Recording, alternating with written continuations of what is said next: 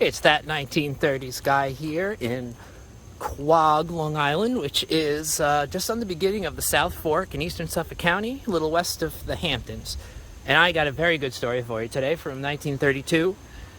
There was a guy named Frank Tuthill, a 66-year-old foot doctor, except he didn't like to be called Frank or Mr. Tuthill or Dr. Tuthill. He liked to be called the Corn Doctor. That was his name to everyone that knew him. And he lived on this road. Well, he didn't actually own the house. He was a boarder on this road. Oops, sorry about that. I couldn't get an exact address, but it was an old house. It looked a lot like this one. And he boarded with a family in the Daytons. It was a mother, father, and a son. But he was very eccentric. He was not your average doctor.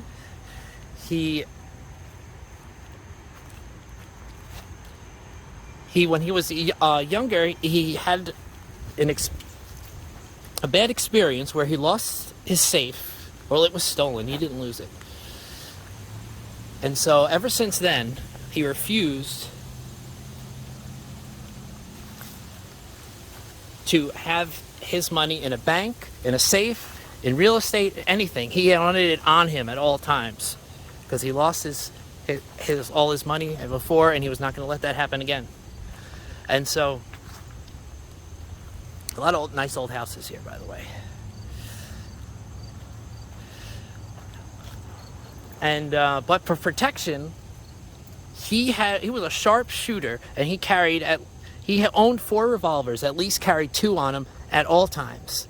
Such a good shooter. Some people said they saw him shoot a bee off a flower. Another person said they saw him shoot a wing off a butterfly. So he felt safe, even though he carried a substantial amount of money on him. One person said they made him count it to see how much it was, and it was $30,000. But usually he claimed it was more around like 5 or 10 that he would have on him. That was just a time when he had a lot of money. But he was a spendthrift. He had that much money. He obviously could have had his own place, but he was a boarder. He famously drove around a 15-year-old Model T car. So he could have bought a car for less than $1,000. So he could have bought a car at any time, but he liked his old Model T. And he was actually very well known around here, very well liked. He lived on this road here called Old Depot Road. And like I said, he was very well known. It's a rural area today, more so back then. The Daytons didn't even have a phone in their house. He took calls through a hardware store, which was somewhat close by. And he got a call on August the 6th, 1932, for a young woman complaining of bunions who lived on the beach in Quogue, East Quogue. And he was a little cautious. He told the Daytons and the hardware store guy that if he didn't come back in a couple hours, call the police, because he doesn't know these people. He's never seen them before, never heard of them before. And he's going to bring all 4 revolvers just in case. But he said he felt like something was wrong. And he left, and then was not seen alive ever again. Did somebody find a way to get his money? We're going to find out. We're going to trace the story and find out I'm going to tell you all the details. It's a crazy one, folks. We are now in a peaceful little salt marsh in East Quogue, extremely close to the ocean. In fact, it's right across where those houses there are oceanfront houses. On the other side of those houses is the beach and the ocean. But the house we're interested in is right here. this little bungalow. The streets here are really tight. I was trying to get closer to the house, but they have almost no front yard. There's nowhere to park. So, in respect to the people who live there, I don't want to, be in front of their house recording. They'd probably get kind of suspicious or worried about that. So, I'll stay a distance here. But anyway, it's a small little place, and that is where the corn doctor was sent the night of August 6th. There's 3 people who lived there. Mitzi Downs, a 24-year-old woman born in Austria, and her parents, she came here as a kid with her parents who lived in central Iceland. And her recently married husband, they recently got married 6 months ago in Reno, Nevada. His name was Victor Downs. He's a little older. He's 20 years older, 44 years old. They just got married there in Reno because Reno's where people got divorces back in the 30s, because it was the easiest state to get a divorce in. Many states, at this time, was still very difficult process to get divorced. New York was actually known as the worst state to get divorced. It was one of the few states where the only reason you could divorce someone is if they were caught cheating by a witness. You couldn't divorce someone if they were violent to you. You couldn't divorce them if they were insane. You couldn't divorce them if they were in jail for the rest of their lives. The only way you could divorce somebody is if they cheated on you and you caught them, or there was a witness who seen it. So, New York people usually went somewhere else to get a divorce. And anyway, they had only been living here. They had one roomer, I should mention. They had a friend. Not sure exactly how they met this guy. 24-year-old Joseph Hodjenski, a local guy who was from Quogue, Riverhead area, who also lived there. But they, all 3 of them just moved August 1st, earlier this month. This was a new place they just moved into, except it was rented. They didn't own it. And it's really little interesting people. She was a cabaret dancer in New York City, at least previously to getting married. It seems like she dropped her job when she got married. And then we had her husband, who was an ex-Virginia cop, and he was fired for associations with with liquor racketeers. And so he left the force to be a liquor racketeer himself full time. Eventually he ended up in New York somehow. Had 3 prior arrests since moving to New York for liquor-related charges. Remember, alcohol is illegal until 1933. And he actually, during their 6 months of marriage, 30 days of it was spent in jail for having a liquor still. Somehow the police found he had a liquor still, went to jail. The younger guy living there, Joseph, he is a little mysterious. He went to jail just for a little while, just before this incident happened, for passing a forged check. And besides that, there's no criminal record. Not really sure how he knew the Downses, but somehow he did and lived with them. Maybe he was just their helper, or a tough, just to help them difficult situations that often came with the liquor racketeer business. But anyway, they called the corn doctor here. They must have known his reputation. They actually had an article in the newspaper, Brooklyn Daily Eagle, just earlier in 1932, just about him, because it was such a weird character. They talked about how he would write on a lot of his money. He would write corn doctor. I'm not sure if I mentioned that the first time. Like, that was another one of his weird traits. But anyway, they had some kind of plan, probably, to get the money off of him. But the plan didn't work. Something went wrong, I'm presuming, because they had to kill him, and they didn't really have a good idea about what to do with the body. And they had to take the body and his car and take it all the way to Hampton Bays. I mean, it's the next town over, but it's still a little bit of a drive. Maybe they just didn't have a plan. I don't know. It's a bit complicated. But of course, after this murder, the police went right to them because they know they were the last people to call for him. But they couldn't hold him because of corpus delicti. You have to have a body in a murder case, and there's no body. There's no, proof that they killed him, because he could have just ran away or he's gone somewhere else. They don't know that they killed him, but they know people were after his money, so they knew, and they looked at the record. They saw the criminal history of the. I guess he probably considered himself the head of the house, Victor Downs. And so for a couple weeks, they couldn't find the corn doctor. They had no clues besides these people, but they obviously wouldn't talk or say anything. They just claimed they were innocent, had nothing to do with it. They said the doctor came, checked out her feet, and left.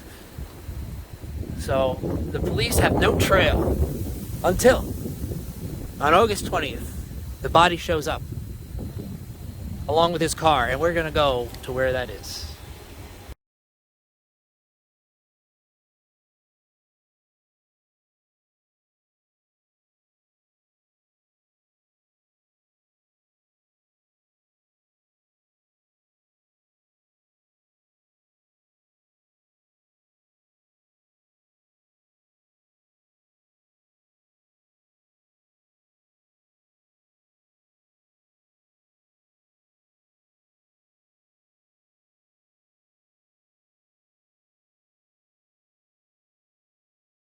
Here is the beautiful Shinnecock Bay. I've been pretty close to here before. Actually, I've been here for a previous video about the inlets. Not in this exact spot, but pretty close.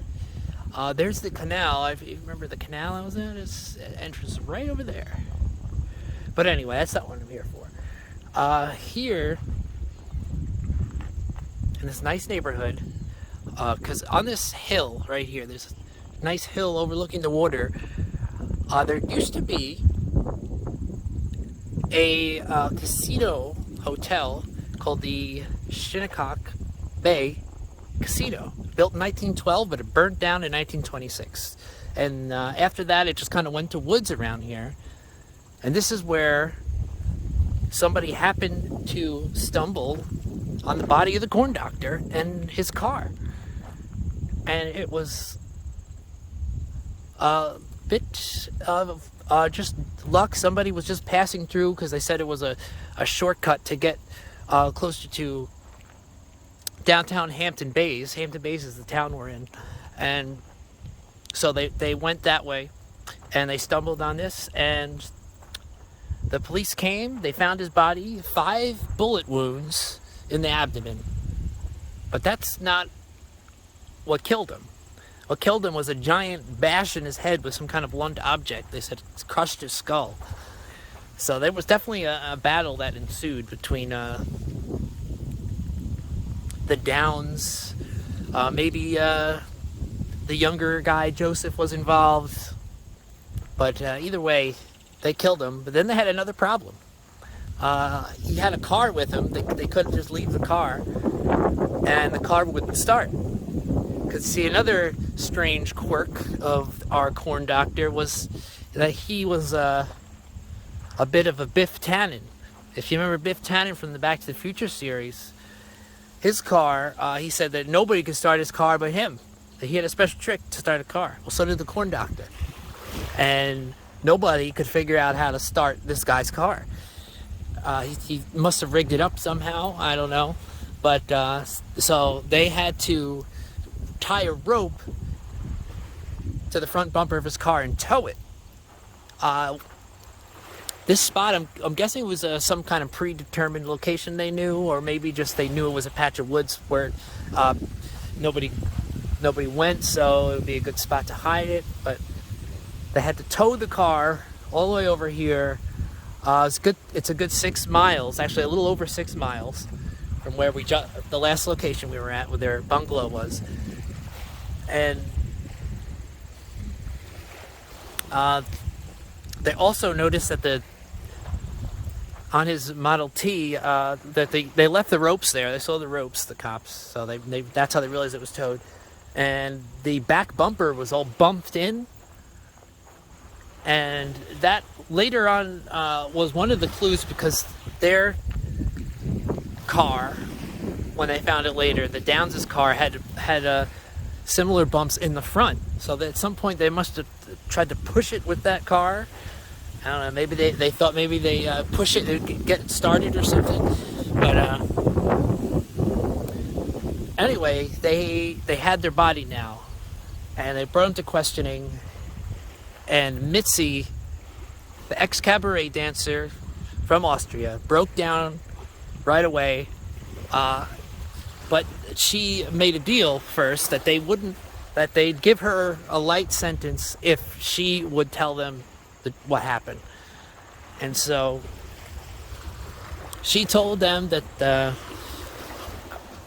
her brother tried to tackle him down and take the money out before he could get to his gun, and there was a fight, and they shot him, bashed him over the head. Like, they already knew that part anyway. But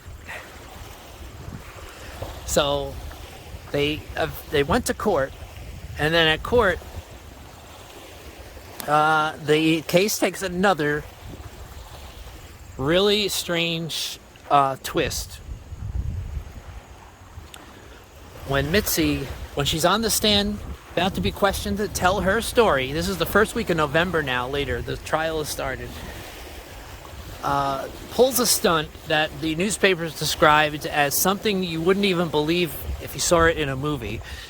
Gets up and says that her whole confession is a lie, that she was pressured into doing it, and she screams that she loves her husband and he would never do something like this, and the whole case is a lie. The courtroom goes into an uproar. It winds up being a mistrial because of it. But the case after that was all built around her confession. And so the Suffolk County District Attorney, his name was Blue, and I mentioned him before too in the 1931 pirate attack, has to now collect other evidence, because they can't use, she continues to say that she was forced to make this confession, and that it wasn't true. And so now they're forced to have the bumper, but that's really all they have in the house. But they don't have any other hard proof. They don't have the money. The money's gone, spent. They didn't really have too much time to spend it, but they might have. But they can't find any of the money. They can't find the gun that shot him 5 times in the abdomen anywhere, and so there is a kind of an evidence gap. So before they go to trial, they try to find some evidence, and they find some in Central Islip, where her father lives, who apparently had a little bit of money because he hired some expensive lawyers from Manhattan. But yeah, we are going to head over to the vicinity of where they found the next clue.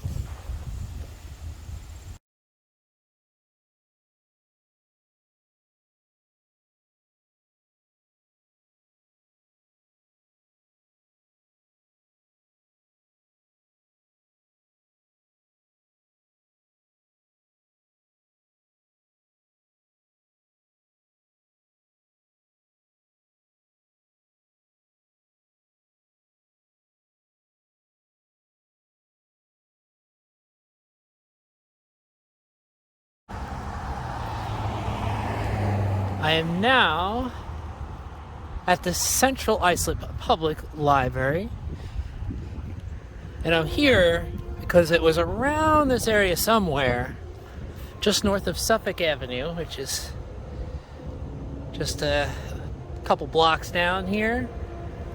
And if you can hear that train, you hear the train station.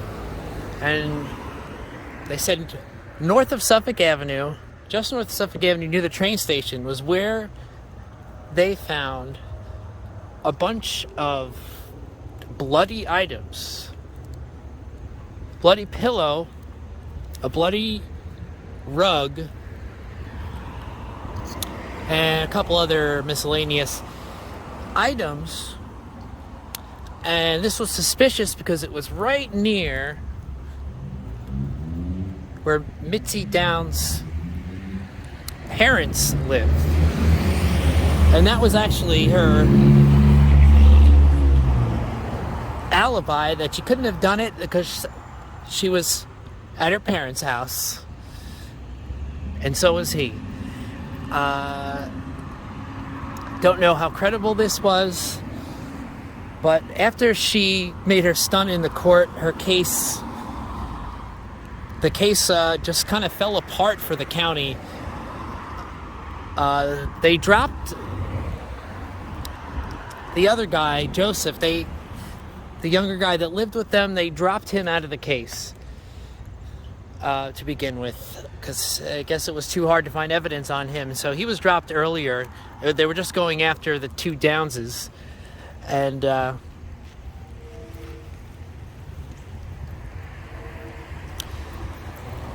some reason, after they called a mistrial, they decided not to pursue the case any longer. They thought about going for robbery. And even though they found these bloody clothes, these bloody items, I should say, they couldn't find a direct connection, even though they were very suspicious because it was so close to her father's house. And they had the dented car, but they never found a weapon, the gun, because he was shot 5 times. Couldn't find a gun to connect that. The money was all gone. Couldn't find that. They found some miscellaneous bills with his name on it. Like I said, he wrote his name. He also had a lot of old bills, because in the early 30s they were replacing money, American dollars that were smaller before they were much bigger, and he had a bunch of those. They tried to look around to see if they could find those near where the Downses lived. They spent it, but that didn't go anywhere. So they winded up getting out scot-free, even though it was highly, highly likely that they were the ones that killed him.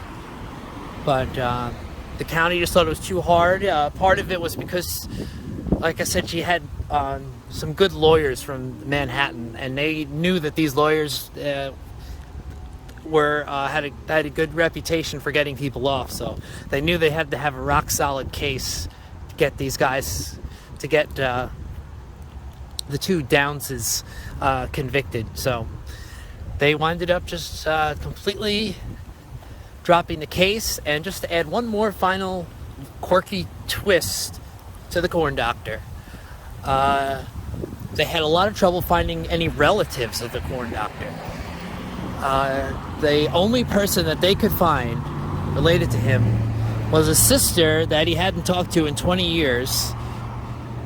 She lived in Riverhead, and she said she hadn't talked to her brother since before the war. The war was the World War, which was 1914, 1918, so it was a long time. And they wanted to find somebody because he left some really, apparently some strange instructions about what to do with his body after he died. It wasn't released what that was. There was a rumor. Some people said that he wanted to be buried vertically, standing up for some reason. But I can't confirm that. That's just what somebody said. But either way, of course, he wanted to die like he lived, in a strange way. And that was the strange story of the corn doctor and his murder. Thanks for watching. If you like this video, please like and subscribe. This is That 30s Guy signing off from Central Iceland.